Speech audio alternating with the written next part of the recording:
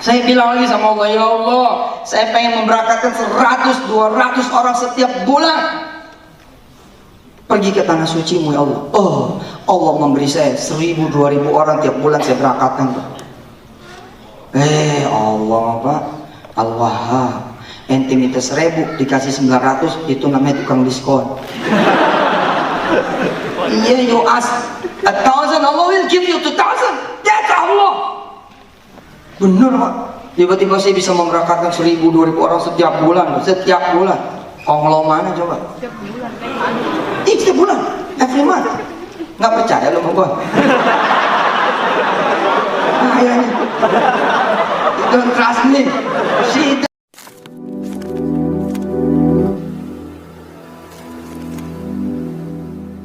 Assalamualaikum warahmatullahi wabarakatuh. Welcome back to my channel TV. Teman-teman, kita kali ini mau ngebahas tentang travel umroh. Nah, kebetulan yang saya mau bahas ya punyanya Bang Jaman ya menurut saya, karena di sana ada istrinya. Nah, tapi sebenarnya dalam bisnis ini itu berkaitan dengan lini bisnis yang lain.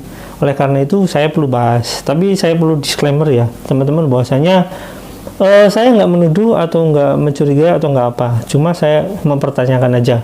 Oke. Sebagai catatan itu ya. Oke, teman-teman, sebelum kita ngebahas tentang travel umrohnya, saya akan kasih tahu bahwasanya travel ini itu milik Pak Bang Jaman ini menurut saya, karena ada istrinya. Travel umroh ini bernama PT Al-Amin Mulia Lestari. Itu travel Daku ya, Daku Travel. Oke, sebelum ngebahas tentang Daku Travelnya, kita bisa lihat video Bang Jaman, Pak Jaman ya, Pak Jaman kan udah punya anak, Pak Jaman, tentang umroh gitu, tentang cerita tentang haji umroh kayak gitu. Intinya kayak gitulah pokoknya. Kita lihat dulu ya teman-teman. Saya bilang lagi sama Allah, ya Allah, saya pengen memberangkatkan 100-200 orang setiap bulan pergi ke tanah suci-Mu ya Allah. Oh, Allah memberi saya 1000-2000 orang tiap bulan saya berangkatkan. Allah Pak, Al-Wahhab, ente minta 1000 dikasih 900, itu namanya tukang diskon. Iya, you ask 1,000, Allah will give you 2,000. That's Allah. Bener Pak, tiba-tiba saya bisa memberangkatkan 1000-2000 orang setiap bulan. Onglo mana coba? Setiap bulan. Setiap bulan, every month. Nggak percaya lo sama gua? Kayaknya. Don't trust me. She doesn't trust me. Betul Pak. Kemudian saya diberikan nama Allah travel Pak. Orang-orang se-Indonesia pada daftar lo travel saya. Terus pada bayar. Kemudian saya lepas Pak di bandara. Selamat jalan, silakan. See. At that time, ketika masa itu, fitil kalau waqt ya, ini tidak ada kalau waqt. Unpickerable bos. Nggak kebayang. I cannot imagine. I couldn't imagine at the time. I can mergi 1000-2000 orang. Nggak ada bayangan. Tapi kemudian Allah kasih jalan.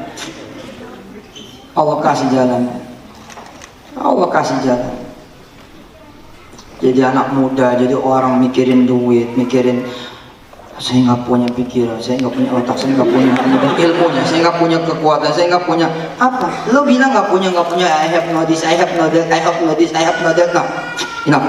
Say you have Allah. Rasa kun, antum Allah, antum al-an ma'allah. Wallahu al-ghani al-muta'al al-ali al-kabir al-razzaq al-fattah. Sadar kemudian itu beres Pak, saya naikin lagi. Ya Rabb, saya pengen ngeberangkatin se-Indonesia. Ij'alni sababan ya Allah. Jadikan aku ini sebab supaya aku bisa memberangkatkan seluruh warga Indonesia, masyarakat Indonesia. Kejadian Pak. Allah bilang beres. Iya benar. Allah bilang beres. Maryam nggak percaya. Zakaria nggak percaya. tapi kemudian dibilangin oleh Allah dan subhanallah, dibilangin oleh para malaikat, hayyin. Itu buat Allah hayyin, kecil, kecil. Badi'us samawati wal ardh wa idza qada amran fa innama yaqulu lahu kun fayakun. Gubernur Jawa Timur ngundang saya, Ustaz Yusuf bisa hadir? Ada apa Pak Bu? Kami mau memberangkatkan jemaah haji Jawa Timur. Siap. Ustaz nanti mau berangkat. Oke. Datang saya ke Jawa Timur. Saya berangkatin orang Jawa Timur. Saya berangkat ke Jawa Barat, berangkat ke Sulawesi, berangkat ke Sumatera, berangkat ke Kalimantan. Saya melihat itulah pengabulan doa. Masya Allah Pak. Apa terpikirkan oleh saya?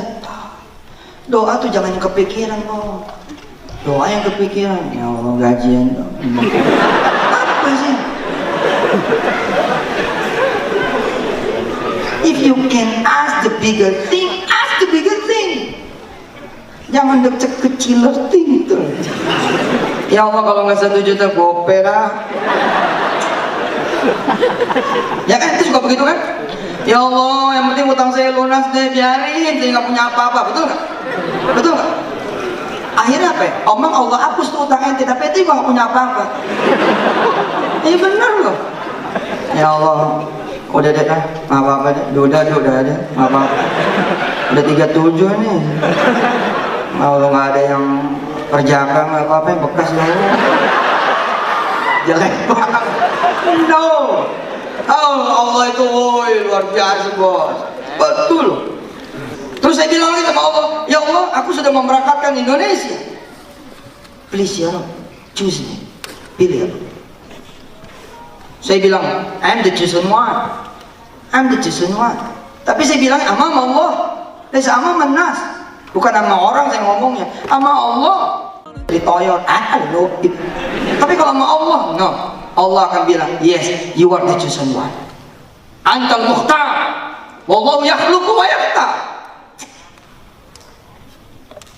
Allah creator, and not only creator, is the chooser. Dia juga adalah pemilih. Saya bilang Allah, ya Allah pilihlah saya untuk memberangkatkan jemaah haji sedunia. Benar-benar terjadi tuh. Australia ngundang, Amerika ngundang, Hong Kong ngundang, sebentar lagi Jepang. Teman-teman, jadi begitu ya. Intinya, oke, kita bahas tentang travelnya. Jadi sesuai dengan omongan dia sendiri, bahwasanya travelnya ya mungkin yang dimaksud Daku Travel itu, karena ya setahu saya seperti itu. Jadi kalian bisa memahami bahwasanya ada keterkaitan orang-orang yang di sini nantinya dengan lini bisnis Bang Jaman ini, Bang Jaman lagi, Pak Jaman ya. Oke teman-teman, kita bahas tentang perusahaannya ya. Kenapa saya bahas perusahaannya? Karena ini berkaitan dengan perusahaan-perusahaan yang lain gitu, dengan patungan usaha juga, karena ada nama Mbak Maimunah gitu. Oke, kita sebutkan sekarang berdasarkan yang data yang kita dapat, profil perusahaan dari Daku Travel itu PT Alamin Mulia Lestari. Nah, PT Alamin Mulia Lestari ini didirikan ya berdasarkan data yang kita dapat. Ini 2018 bulan Februari. Ini data perubahan ya. Data perubahan ini ada direksi dan komisaris, saya nggak tahu. Pokoknya ini data perusahaan. Karena bukan nggak tahu, sebenarnya saya nggak mau menyebutkan dulu karena ini masih di-keep sama kita. Sebenarnya saya katakan pertama kali tadi bahwasanya saya nggak sedang menuduh, saya juga nggak sedang mencurigai, saya juga pokoknya intinya saya cuma ingin mempertanyakan aja gitu dengan berkaitan dengan lini bisnis yang lain, berkaitan dengan ya patungan usaha mungkin seperti itu. Nah teman-teman, di sini ada pemegang sahamnya. Pemegang sahamnya ya di sini ada Muhammad Anwar Sani. Sekali lagi untuk nick saya sembunyikan.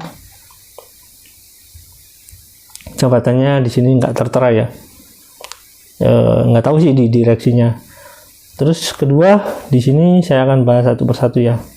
Di sini ada Tarmisi. Kalian mungkin sering dengar Tarmisi sering diucapkan sama Bang Jaman. Nah, di sini jabatannya emang nggak ada. Nah, tapi di tempat lain ada gitu. Nah, di sini ada Ahmad Jamil. Ahmad Jamil, kalian bisa lihat ya, Ahmad Jamil itu ada di perusahaan yang mana gitu, berhubungan dengan lini bisnis Bang Jaman. Ahmad Kosasi di sini komisaris. Nah, ini menarik teman-teman. Siti Maimunah. Kalian tahu Siti Maimunah kan itu istri resminya Pak Jaman. Nah, sebagai komisaris utama. Nah, Jaman Nur Khatib Mansur di sini nggak ada jabatannya. Oke, terlepas nggak ada jabatannya, nggak masalah kan, di direksi bisa berubah. Nah, di sini ada Unang Abdul Fattah, direktur utama. Nah, kalian tahu Unang Abdul Fattah? Unang Abdul Fattah ini salah satu orang yang memegang koperasi. Oke, nanti kita bahas di lain waktu tentang Pak Unang ini ya. Ini direktur utamanya yang memegang koperasi Indonesia Berjamaah. Nah, kita bahas di lain waktu untuk membahas tentang Pak Unang ini.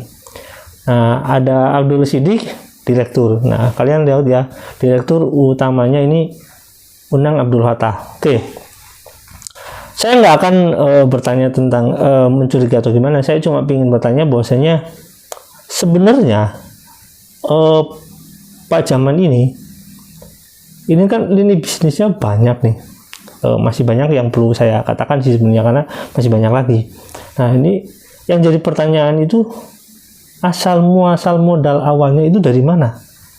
Nah, ini kan berdasarkan kalau kita mendengar omongan Pak Hotman Paris, Pak pengacara Hotman Paris ya, di Hotman Paris Show itu, modal awalnya dari mana? Nah, si Bang Jaman ini bilang ada dari beverage gitu, ada F&B gitu ya, dari warung steak kayak gitu. Terus ada dari kosmetik, Mbak Wirda.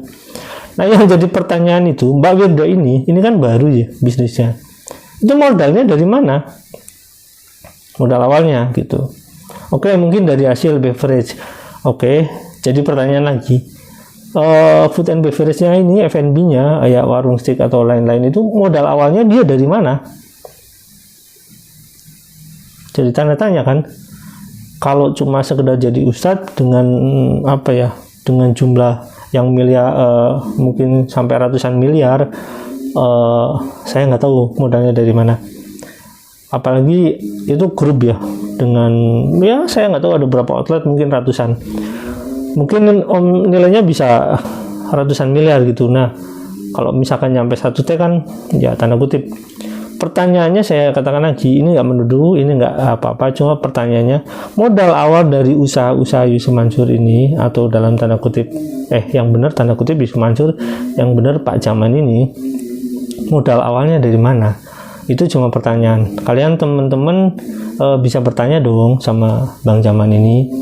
Nah, nanti suatu saat pasti kita pertanyakan kepada Pak Jaman ini. Saya nggak tahu lewat apa mempertanyakannya, tapi ini juga sebuah pertanyaan. Dari mana kamu modal awalnya? Nah, apakah Bang Jaman ini jujur atau enggak, berbohong atau enggak, ngawadul atau enggak, ngawangkong atau enggak, ngedabrus atau enggak? Pokoknya banyak bahasa gitu. Intinya seperti itu ya teman-teman. Oke, sampai di sini ya teman-teman ya. Mudah-mudahan ini bisa menjawab pertanyaan teman-teman. Oh, ternyata bisnisnya masih banyak ya, masih banyak sekali, bahkan yayasan juga masih ada. Oke, sampai di sini jangan lupa like, subscribe, dan komen. Jangan lupa juga share. Terima kasih. Wassalamualaikum warahmatullahi wabarakatuh. Ini Bu Maimunah ini banyak uangnya ya. Keren.